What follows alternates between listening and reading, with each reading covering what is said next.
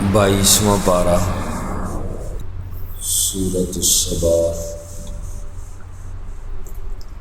آیت نمبر 22، رکوع نمبر 9۔ 8واں رکوع ختم ہو چکا ہے، 9واں رکوع شروع ہو رہا ہے۔ اعوذ باللہ من الشیطان الرجیم،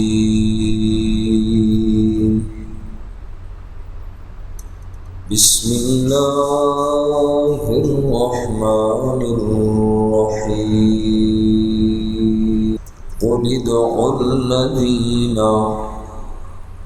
آپ فرما دیجیے، ادعوا الذین، پکارو تم انہیں،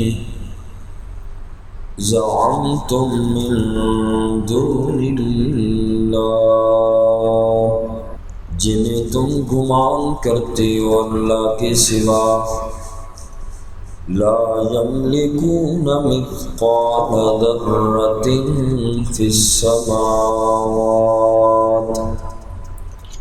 وہ مالک نہیں ہیں مثقال ذرۃ،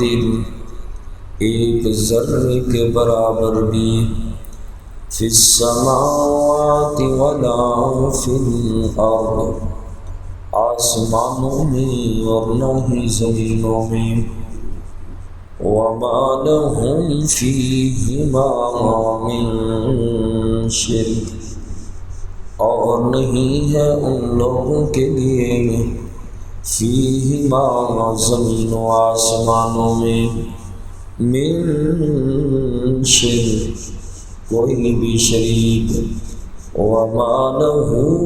منہم، اور نہیں ہے اللہ کے لیے ان میں سے من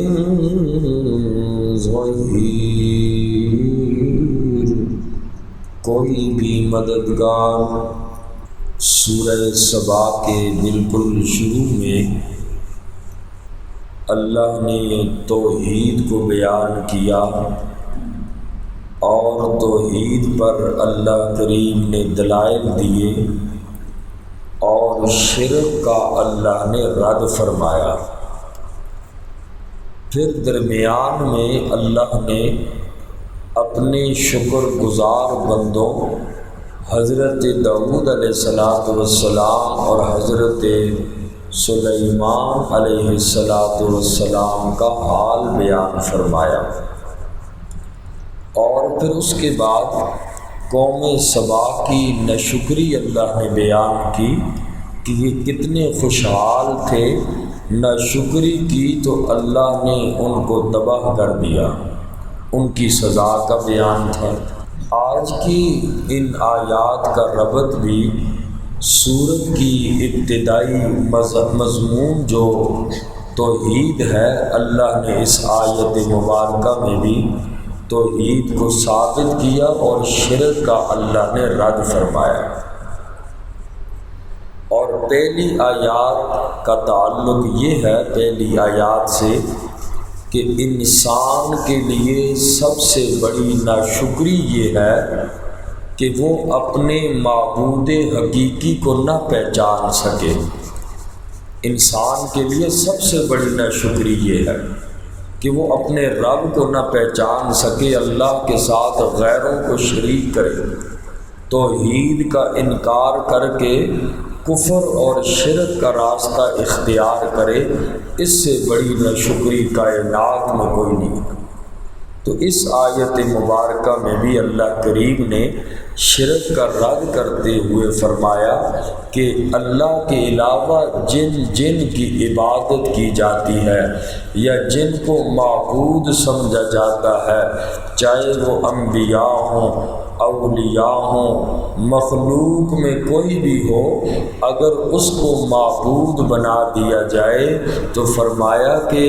یہ جو کام ہے یہ تو کائنات زمین و آسمان میں ذرہ برابر کے بھی مالک نہیں ہے، نہ ہی وہ اختیار رکھتے ہیں، یہ اللہ کے شریک بن ہی نہیں سکتے، تو تم لوگوں نے اللہ کو چھوڑ کر ان کی عبادت، ان کی پوجا کیوں کرتے ہو؟ اے میرا نبی ان سے ذرا پوچھئے تو صحیح۔ فرمایا قُلِ ادْعُوا الَّذِينَ زَعَمْتُم مِّن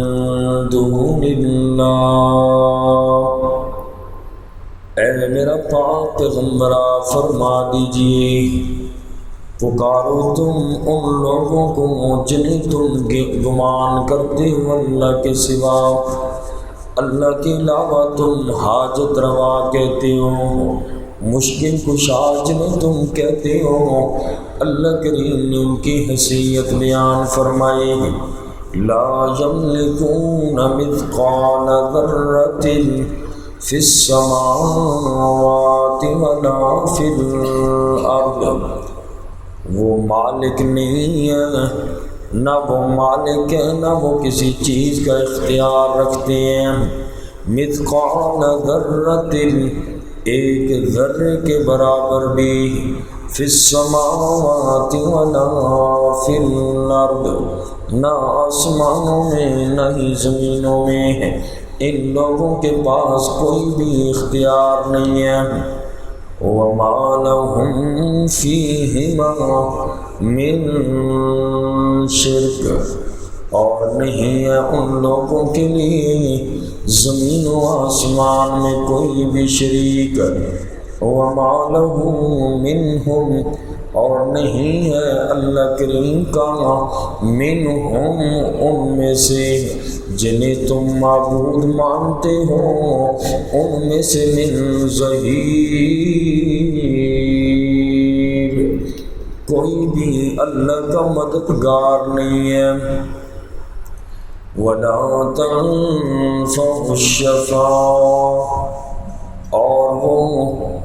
اور نفع نہیں دے گی سفارش، عندہ اللہ کے نزدیک، اللہ کے پاس، الا لمن اذن لہ، مگر اس آدمی کے لیے جس کے لیے رب نے اجازت دی ہے۔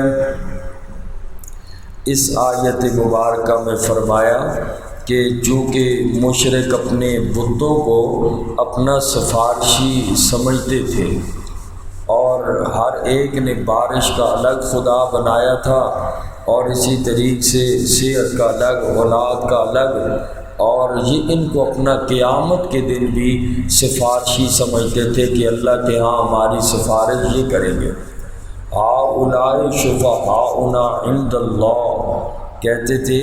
کہ آخرت میں یہ ہمارے سفارشی ہوں گے،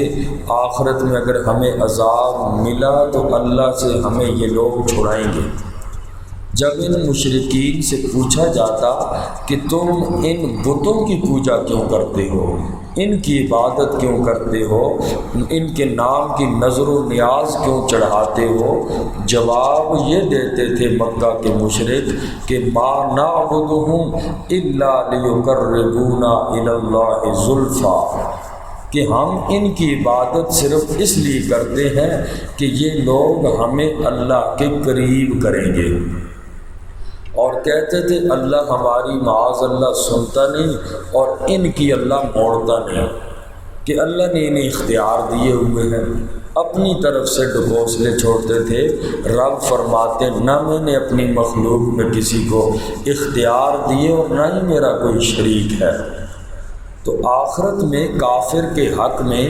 کوئی بھی سفارش کام نہیں آئے گی۔ کافر کے حق میں کوئی بندہ چاہے جو بھی ہو مخلوق میں سے، کافر کے حق میں اللہ کے ہاں نہ کوئی سفارش کر سکے گا اور نہ ہی کافر کے حق میں سفارش قبول ہوگی۔ ہاں البتہ مومن متقی کی سفارش اللہ قبول فرمائیں گے، اور وہ بھی مومن ہی کے حق میں صرف ہوگی، جس نے کلمہ پڑھا ہوگا لا الہ الا اللہ محمد الرسول اللہ، اسی کے حق میں، جیسے کہ حفاظ کرام، علماء کرام، شہداء کرام، یہ لوگ اللہ کے حضور سفارش کریں گے تو ان لوگوں کی سفارش قبول ہوگی گناہگار مسلمان کے حق میں، کسی کافر کے حق میں کوئی سفارش قبول نہیں ہوگی۔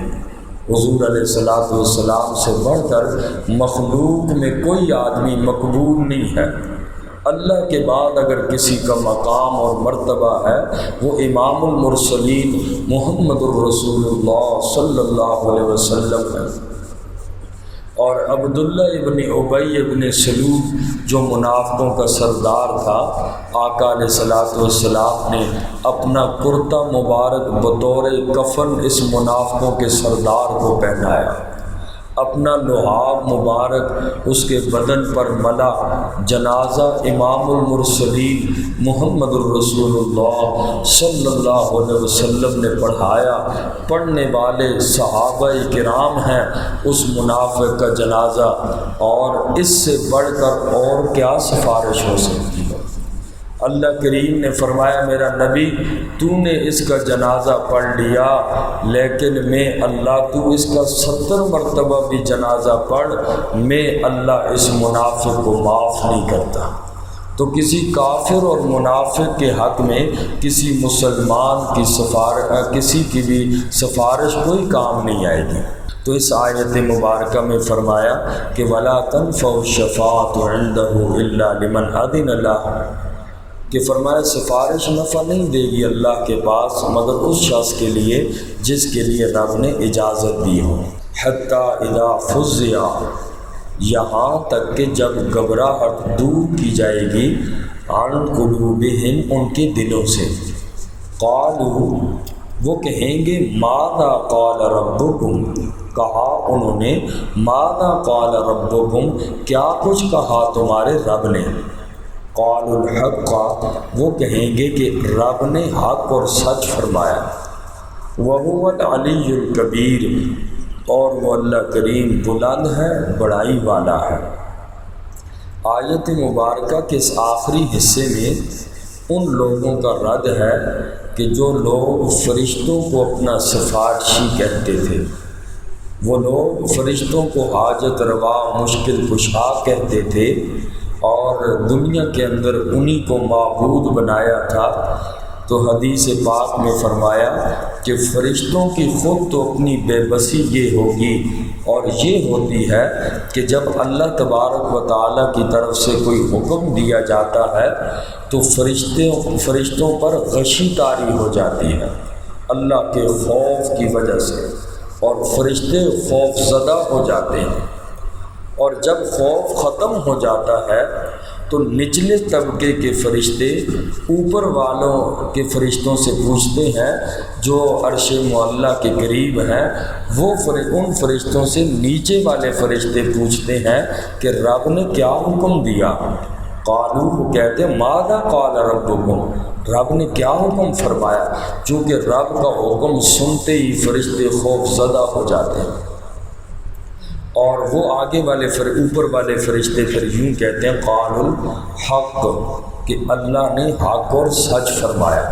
تو اس آیت مبارکہ میں فرشتوں کی بے بسی بیان کی کہ رب کے سامنے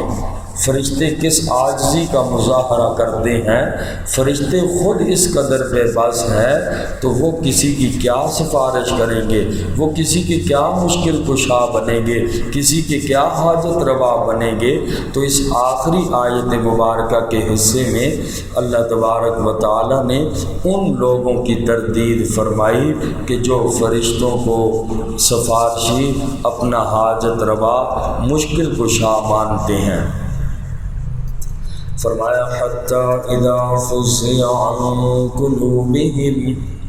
یہاں تک کہ جب گھبراہٹ دور کی جاتی ان کے دلوں سے، قالوا ماذا قال ربکم، وہ فرشتے کہتے ہیں کیا کچھ فرمایا تمہارے رب نے، قالوا الحق، وہ فرشتے کہتے ہیں کہ اللہ نے حق اور سچ فرمایا، وَهُوَ الْعَلِيُّ الْكَبِيرُ، اور وہ اللہ کریم بلند ہے بڑائی والا ہے۔ اللہ تعالی ہم سب کو عمل کی توفیق۔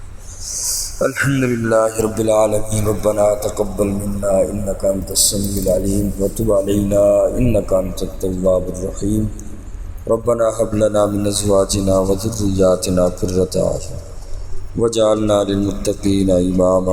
تمام مرحومین کے لیے دعا فرمائے۔ اللہ تعالیٰ تمام امت مسلمہ کے مرحومین کے اللہ کامل مغفرت فرمائے، اللہ آخرت کی منزلیں آسان فرمائے۔ بالخصوص ہمارے درس کے جتنے ساتھی یا اللہ کریم ان کے والدین دنیا سے چلے گئے، اللہ ان کی قبروں کو بھی منور فرما، آخرت کی منزلیں آسان فرما۔ اللہ کریم قرآن کریم کے پڑھنے کا ہم ان کو ایصال ثواب کرتے ہیں، اللہ ان کی قبروں کو منور فرما، آخرت کی منزلیں آسان فرما۔ وصلی اللہ تعالی علی خیر خلقہ محمد و آلہ و صحابہ اجمعین۔